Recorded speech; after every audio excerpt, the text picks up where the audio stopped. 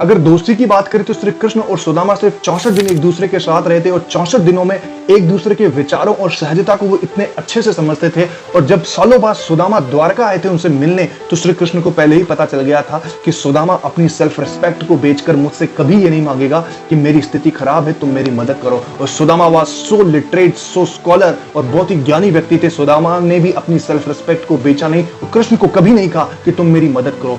श्री कृष्ण ने सहजता दिखाते हुए सुदामा को अपने निजी आसन पर बिठाया और उनके पैर धोए अपने आंसुओं से। इतिहास में ऐसी बहुत सी दोस्ती के एग्जाम्पल है जहां आपको लगेगा यहाँ पे कितनी सहजता और गहराई है। ऐसी ही दोस्ती थी चंद्रशेखर आजाद और भगत सिंह की दोस्ती। चंद्रशेखर आजाद हमेशा भगत सिंह को मना करते थे कि तुम सेंट्रल जेल में बम फेंकने या पर्चे फेंकने मत जाओ, लेकिन भगत सिंह नहीं माने, क्योंकि भगत सिंह के किसी दोस्त ने भगत सिंह को यह कह दिया था कि तुम शायद किसी लड़की के चक्कर में वहां नहीं जा रहे हो। तो भगत सिंह ने उस सूची में एक दूसरे क्रांतिकारी का नाम हटाकर अपना नाम जोड़ा, जबकि चंद्रशेखर आजाद ने उन्हें हमेशा मना किया था कि तुम मत जाओ, तुम्हारी जरूरत बाहर है भगत, बाहर। इसी दोस्ती के क्रम में हम आगे चले तो द्रुपद और द्रोण की दोस्ती भी बहुत अच्छी थी। इसके पीछे भी एक बहुत अच्छी स्टोरी है। रानी लक्ष्मीबाई और रानी झलकारी बाई की इतनी अच्छी दोस्ती है कि रानी झलकारी बाई हमेशा रानी लक्ष्मीबाई का एक भेष बना के चलती थी, उनका एक अंगरक्षक बन के चलती थी और हमेशा उन्हें सेव करती थी। और आपको जानकर हैरानी होगी, रानी लक्ष्मीबाई एक ब्राह्मण वर्ग से आती थी और रानी झलकारी बाई एक पिछड़े वर्ग से आती थी। जिसे आप कहते हो पिछड़ा, मैं तो नहीं कहता। और उनकी जातिवाद अंग्रेजों ने फैलाया है। भारत में कभी जातिवाद